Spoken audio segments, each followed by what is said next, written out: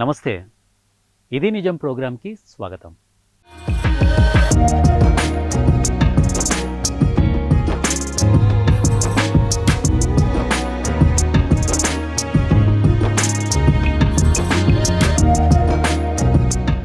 Garden చూసారా మీరు?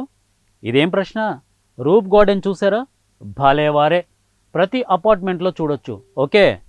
Building terrace పై వేలాడే తోటలు చూసారా? వాటిని బృందావనం అని కూడా అంటారు. చూడలేదుగా? ఇది నిజంగా నిజం. కోటలపై తోటలు పెంచే సంస్కృతి బాబిలోనియా ప్రాంతంలో ఉండేవి. వాటి గురించి తెలుసుకుందామా?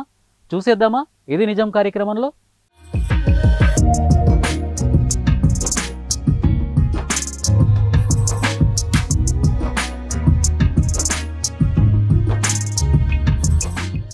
ఈ ప్రపంచంలో ప్రతి పుట్టుకకు ఒక కారణం ఉన్నట్టు ప్రతి దేశానికి ఒక చరిత్ర ఉంటుంది.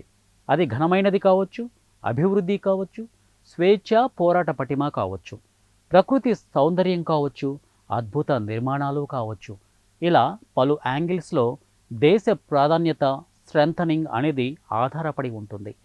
ఇప్పుడు మనం ప్రస్తుత పరిస్థితులు, భవిష్యత్తు ప్రణాళికలు కాకుండా ఒకసారి గత వైభవాన్ని గుర్తుకు తెచ్చుకుంటే ఈరోజు మనం ఫాలో అవుతున్న రూఫ్ గార్డెనింగ్కు పునాది బాబిలోనియా గార్డెనింగ్.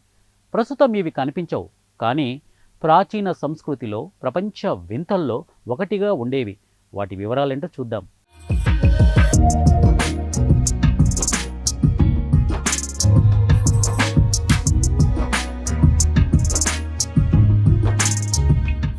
బాబిలోనియా అంటే వేలాడే తోటలు అన్న పేరుతో ప్రసిద్ధి పొందిన ఈ ప్రాంతం అతి ప్రాచీనమైనది. ఇది ఇరాక్ దేశంలో ఒక ప్రాంతం. 4000 సంవత్సరాల కిందట ప్రధానమైన పట్టణాలలో బాబిలోనియా ఒకటి. 10,000 హెక్టార్లతో ప్రపంచంలోనే అతిపెద్ద నగరంగా ప్రసిద్ధి చెందింది. యూఫ్రటీస్ నది ఈ ప్రాంతం గుండా ప్రవహించేది. ఆనాటి అంటే క్రీస్తు పూర్వం 626లో చాల్ డియాన్ వంశానికి చెందిన మహారాజు రక్షణ కోసం ఆ నగరం చుట్టూ 335 అడుగుల ఎత్తులో ఎత్తైన గోడలు బురుజు ఆకారంలో ఒకదాని పక్కన ఒకటి ఏమాత్రం గ్యాప్ లేకుండా నిర్మించారు. ఆనాడు ఇదొక అద్భుతమైన ప్రయోగం అనేవారు. ఇక నబో పోలోనర్స్ రాజు మరణానంతరం తనయుడు నెబుచెంద్ నజర్ రాజుగా బాధ్యతలు తీసుకున్న తర్వాత ఇదే నిర్మాణాలను కొనసాగించారు. అయితే నగరమంతా గోడలు బురుజులు మాత్రమే కనిపించేవి. ఇది చూసిన మహారాణి ఒక పూల మొక్కను కూడా పెంచుకోలేని పరిస్థితిలో ఉన్నామని వేదన చెందుతుంటే రాజు ఆలోచించి ఆ నగరం గుండా ప్రయాణించే యూఫ్రటీస్ నదిపై వంతెన నిర్మాణాన్ని చేపట్టి ఆ చుట్టుపక్కల ప్రాంతాలకు నీటి కొరతను తీర్చాడు. అయితే ఈ సమయంలోనే రాకుమారి కోరికను తీర్చాలన్న ఆలోచనతో నగరంలోని ప్రతి ఎత్తైన బురుజులపై పూల కుండీలను, పెద్ద పెద్ద మాన్లు అయ్యే వృక్షాలను పెంచే కార్యక్రమాన్ని చేపట్టారు.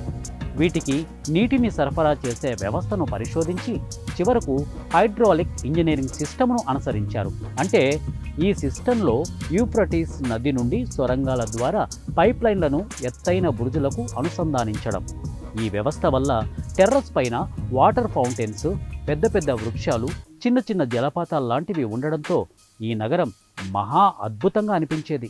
పుష్కలమైన నీటి సౌకర్యంతో ఉద్యానవనాలు తయారు అయ్యాయి. ఇవి 328 అడుగులు లేక 100 మీటర్ల ఎత్తు వరకు ఎదిగాయి. వీటి కోసం టెర్రస్ పైనే ఒక బురుజు నుండి మరో బురుజుకు దారిని ఏర్పరుస్తూ మార్బుల్ రాయితో సోపానాలు నిర్మించారు.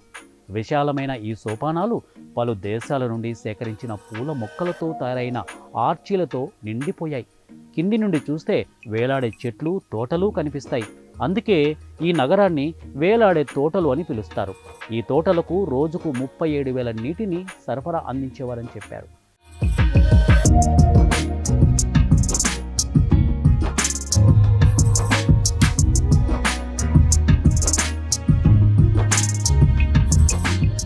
ప్రాచీన సంస్కృతిలో బాబిలోనియాలో వేల రకాల చెట్లు, పూల మొక్కలు, పీల్చే గాలిని శుభ్రపరిచే విభిన్న మొక్కలు, ఇలాంటి వాటితో వేలాడే ఉద్యానవనాలు ప్రపంచంలో 7 వింతల్లో ఒకటిగా నిలిచిపోయింది.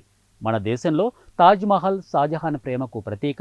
అలాగే బాబిలోనియాలో మహారాణికి చిహ్నం ఈ వేలాడే ఉద్యానవనాలు. ఈ కల్చర్ ఇప్పుడు కనిపించకపోయినా గత సంస్కృతిలో మాత్రం ఇవి అద్భుతమైనవిగా ప్రసిద్ధికెక్కాయి. ఏదేమైనా గత కాలాన్ని సంస్కృతిని ఎప్పుడు గుర్తుంచుకోవాలి. కారణం అవి ఎప్పుడూ మనకు మార్గదర్శనాలే. ఇప్పుడు మనం అనుసరిస్తున్న రూఫ్ గార్డెనింగ్కు ఇదే మార్గదర్శనం. ఇది నిజం. అవునంటారా? కాదంటారా?